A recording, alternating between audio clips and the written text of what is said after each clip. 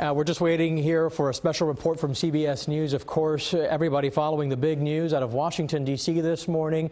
Former National Security Advisor Michael Flynn pleading guilty for lying to the FBI. And of course, the big question now is how does this impact the rest of the investigation? We know that in a statement that Flynn put out just a little while ago, he did go ahead and confirm and admitted that he is cooperating with the special counsel investigation into Russian meddling in the 2016 presidential election. We were just telling you about this at the top of this noon hour, talking a little bit about exactly what this all means, how they arrived at this, what kind of proof they had to get to these charges.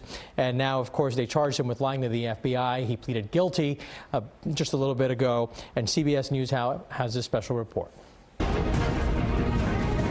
This is a CBS News special report. I'm Anthony Mason reporting from CBS News headquarters in New York. Good morning. Former National Security Advisor Michael Flynn pleaded guilty today to lying to the FBI about his contacts with Russia. He entered the plea in federal court in Washington. Then in a written statement, Flynn said he is cooperating with special counsel Robert Mueller. Mueller is investigating Russian interference in the U.S. election last year and whether anyone in the Trump campaign was involved. Flynn was a foreign policy advisor to the campaign and later President Trump's first national security advisor. Mr. Trump fired Flynn for lying to Vice President Pence about his contacts with Russia's ambassador to the U.S. In his statement, Flynn said it has been extraordinarily painful to endure these many months of false accusations of treason. But he said the actions I acknowledged in court today were wrong, and I am working to set things right. Flynn said, my guilty plea and agreement to cooperate with the special counsel's office reflect a decision I made in the best interest of my family and our country. I accept full responsibility for my actions. We are joined now by Paula Reed, who is outside the courthouse where Flynn entered his plea. Paula, what essentially does the special counsel get in exchange for this plea? That's the question we've been asking all morning, Anthony. And newly released court documents give us some insight into what specifically Mike Flynn is going to give the special counsel, and it is significant.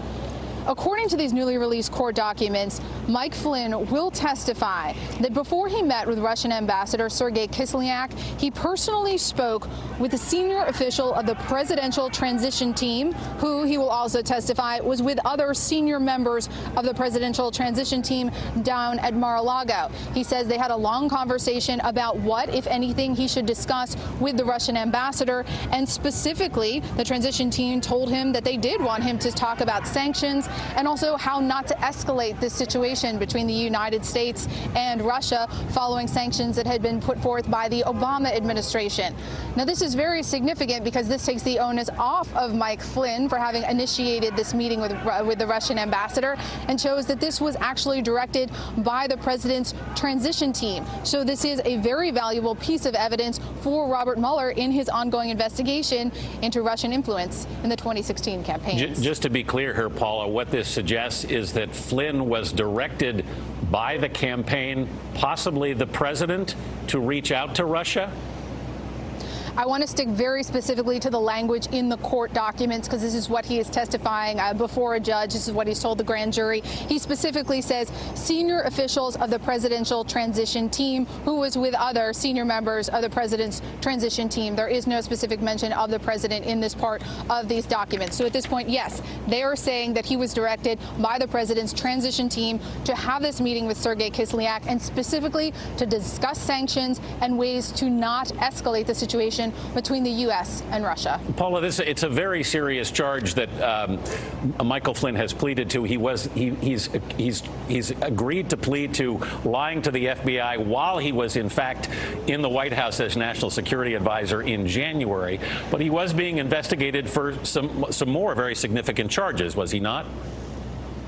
Absolutely. Sources have confirmed that at least half a dozen witnesses have come here to federal court to testify about Michael Flynn's business dealings, specifically the lobbying that he did on behalf of Turkey and Russia. So that tells us that very likely Robert Mueller had more than enough information to indict Mike Flynn and potentially his son as well on what are called FARA, or failure to register as a foreign agent violations. Those are very significant charges. There were also some other legal questions about whether or not he could have violated federal law in talking about U.S. policy without formally being in the administration. But Anthony, the special counsel has been willing to overlook all of that evidence that has been presented over the past 6 to 8 months and allowing him to plead guilty to making false statements. That told us that Michael Flynn had something really valuable to offer Robert Mueller, and here we're seeing part of what he was offering. And this is incredibly significant because, again, it shows that this meeting was at the behest of the transition team. Paula Reed outside federal court. I want to bring in Jeff Pegues now, who's in our Washington bureau. Jeff is our Justice and Homeland Security correspondent. Jeff, what does this mean for the investigation now? Well, that obviously it is proceeding and getting closer to the president's inner circle. Let me just set the scene here. I mean, one thing that comes out with this plea agreement is how hyper-focused investigators are on Flynn during the transition and then into the White House.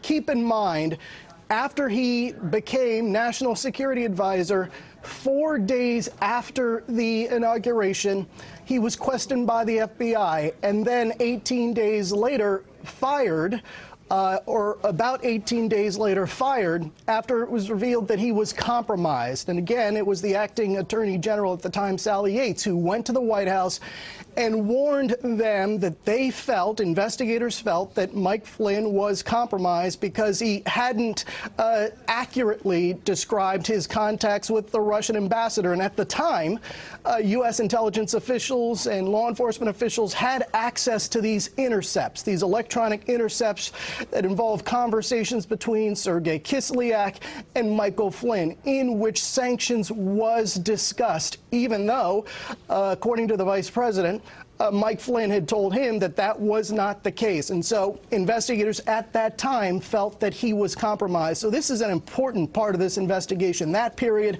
between the transition and those first few weeks in the administration for Michael Flynn. Jeff, what did law enforcement officials believe?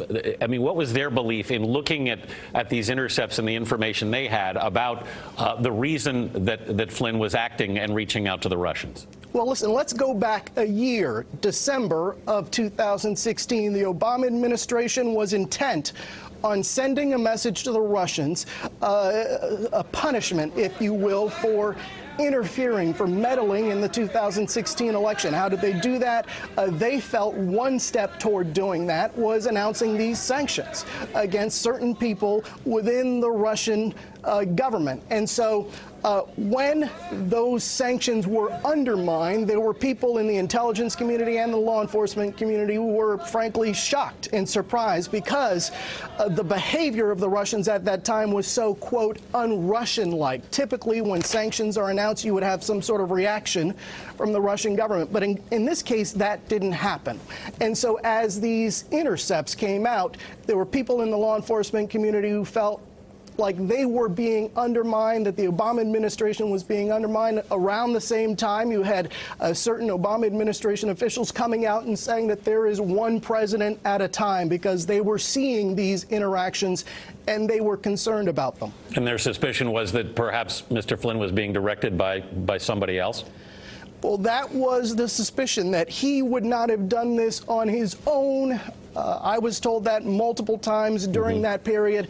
They always felt that he was being advised or encouraged to make those contacts. All right. I want to bring back Paula Reed again, who is outside the federal courthouse where Mr. Flynn entered his plea today. Paula, what happened in the conversation with Ambassador Kislyak? All right, Anthony, I'm reading very closely, tiny print here, the documents that have been filed by special counsel. This is what Flynn will testify to. He will say that immediately after he talked to transition officials, he called the Russian ambassador and requested that Russia not escalate the situation between it and the U.S. and only respond to U.S. sanctions in a reciprocal manner. Now, he says Also, immediately after that call, the transition team wanted to know how it went. They wanted an update. So he was constantly in communication with the transition team about his conversations with the Russian ambassador, how they went. And then just 2 days after this conversation that he had with the transition team saying, yes, go talk to the Russian ambassador. Let's talk about sanctions in a way to tamp the situation down. You see that Russian President Vladimir Putin on December 30th released a statement indicating Russia would not take retaliatory measures in response to U.S. sanctions. This is incredibly significant because this shows a very tight timeline and directly connects Vladimir Putin's actions to conversations that he was having with President Trump's transition team. Paula, what do we know about when Michael Flynn made his decision to cooperate here? Do we have any sense of when he actually tipped?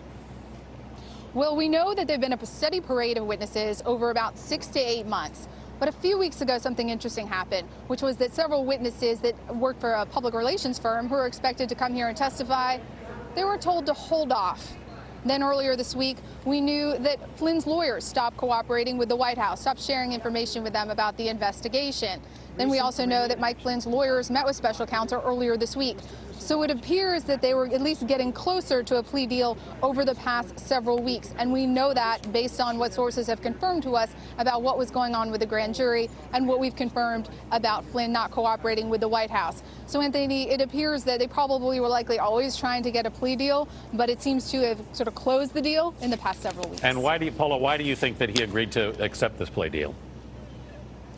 Well, it's not only Mike Flynn who is under scrutiny here, it's also his son, Mike Flynn Jr. Both of them were potentially exposed to those foreign lobbying federal crimes that I talked about when you don't disclose the income or the work that you're doing on behalf of a foreign government. And while there's certainly an incentive for anyone to save themselves and offer what they have to avoid federal prison, there's even more of an incentive if your child is also potentially looking at a federal prison sentence. So based on the evidence that we know and the amount of charges that Robert Mueller could have potentially brought, all of these things come together is quite an attractive incentive to start talking. Once again, as Paula Reed has been reporting, there is evidence Michael Flynn was directed by senior officials of the Trump transition team to make contact with the Russians. He has entered this morning a plea agreement accepting charges that he lied to the FBI in January while he was national security advisor in the Trump administration.